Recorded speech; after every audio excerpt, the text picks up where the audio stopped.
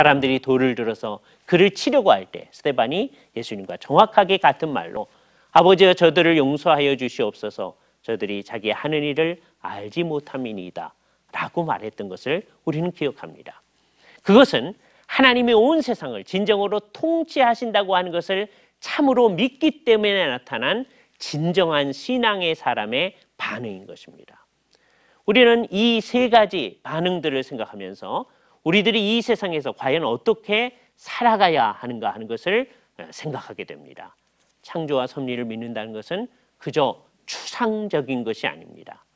구체적인 우리의 삶과 관련된 것이죠. 다시 한번 정리해 보면 어떻습니까?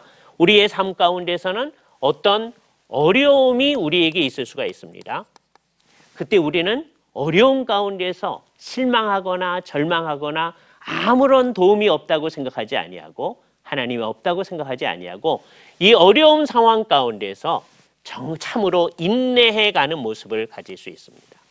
참된 그리스도인의 태도가 여기서 나타나는 것이죠. 이것에 비해서 우리에게 여러 가지 좋은 일들이 나타났을 때 우리들은 어떤 반응을 보이게 됩니까? 진정 하나님 앞에 감사하는 태도를 가지게 되겠죠. 그런가 하면 우리를 핍박하는 여러 사람들 앞에서 우리들의 원수로 자청하는 여러 사람들 앞에서 우리는 어떻게 해야 합니까? 우리들의 원수들에 대해서 주님께서는 진정으로 용서하고 더 나아가서 사랑하라고 말씀하십니다. 이 모든 것들은 참으로 하나님의 섭리를 믿는 사람만이 할 수 있는 것입니다. 내가 참으로 하나님의 섭리를 믿는가 하는 것을 이 세상에 드러내는 방식이 여기 있습니다.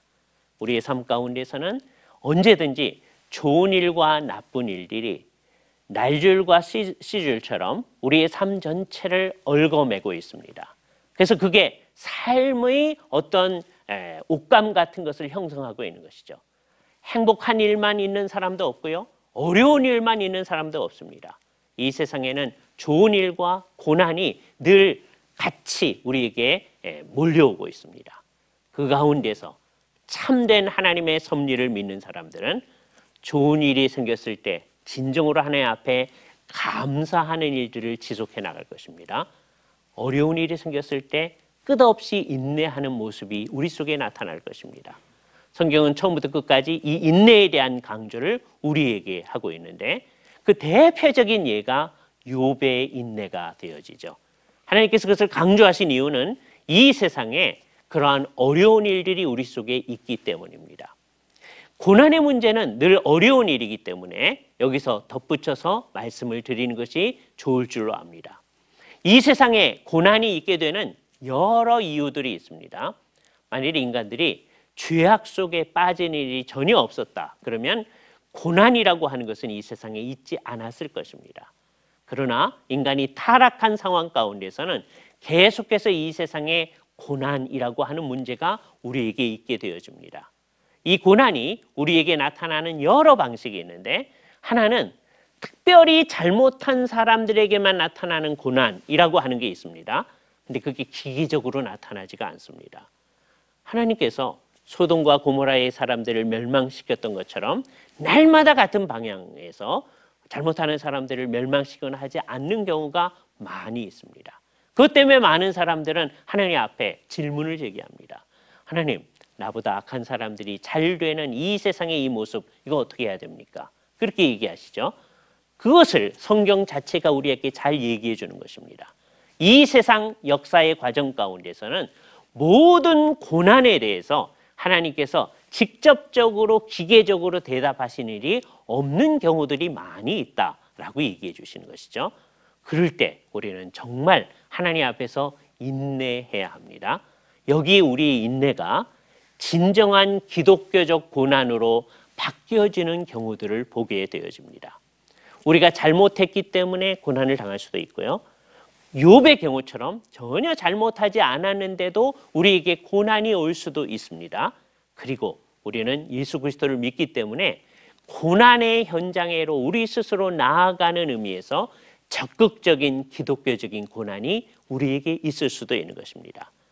진정 섭리를 인정하는 사람은 이 세 종류의 고난 앞에서 정말 참된 하나님의 백성다운 모습들을 드러내게 되어지는 것입니다. 우리의 마음들은 언제나 내가 잘못한 일 때문에 당하는 고난에 대해서는 자기가 잘못했으니까 잘못한 것을 그대로 받으면서 회개의 좋은 기회로 그것을 사용하게 되면 그 잘못한 것 때문에 당하는 고난이 오히려 기독교적인 고난으로 변해 나가는 것을 볼 수 있어요. 그래서 우리는 큰 고난이라고 하는 것 앞에서 고난이라고 하는 것은 하나님의 살아계심과 하나님의 의로우심을 우리에게 확성기로 말해주는 소리와 같다라고 외치던 이전 사람들의 지혜를 생각하게 되는 것입니다. 고난은 그저 우리 때문에 오는 것이 아니고 그 가운데서 우리가 생각해야 할 바가 있게끔 하시는 것이죠. 또 어떤 경우에 있어서 고난은 우리가 잘못하지 않았지만 우리에게 이 세상 사람들의 어려움 가운데서 같이 당하는 고난이 있을 수가 있습니다. 멀리 성수대교가 무너졌을 때의 상황이나 최근에 세월호 사태와 같이 믿는 사람과 안 믿는 사람들이 같이 고난의 상황 가운데 있을 수가 있는 것이죠. 믿는 사람이라고 해서 그 고난을 피해 나가지 않습니다. 그 상황 가운데서 우리는 진정 그 고난을 인내해 나갈 수 있는 것은 하나님께서 온 세상을 통치하고 있다고 하는 것을 우리는 믿기 때문입니다. 그렇기 때문에 우리는 그런 모든 고난 가운데서 주님을 믿는 사람다운 모습을 나타내게 되고요. 맨 마지막으로 이제 우리는 기독교적인 고난으로 나아갈 수 있습니다. 이것은 복음 때문에 당하는 고난으로 나가는 것입니다. 내가 예수 그리스도를 믿는다는 것 때문에 다른 사람들을 위하여서 나 자신에 있는 것들을 희생하고 봉사하고 내어주는 삶으로 나아가는 삶, 그것이 진정 하나님의 섭리하심을 믿기 때문에 우리 가운데 나타나시는 삶의 태도라고 할 수 있는 것입니다. 그러므로 우리는 이런 어떤 형태로서 우리에게 고난이 오든지 그 모든 정황에 상관없이 하나님이 원하시는 뜻을 발견하고 하나님이 원하시는 사람다운 모습으로 우리가 변해 나가는데 주께서 이 모든 것을 사용하신다는 것을 기뻐하면서 오히려 그 가운데서 인내하며 주님이 원하시는 인격이 형성되어지는 것으로 감사해 하면서 주님이 원하시는 뜻을 우리의 삶 가운데 이루어 나가야 할 것입니다. 이것이 창조와 섭리를 믿는 사람의 모습입니다. 그러므로 이것은 매우 실천적이고 구체적인 것이죠. 구체적인 삶의 현장 가운데서 요셉이 나타나서 형들에게 그 얘기를 전해 주었던 것을 생각하시기 바랍니다. 요셉은 형들을 위하여 살았습니다.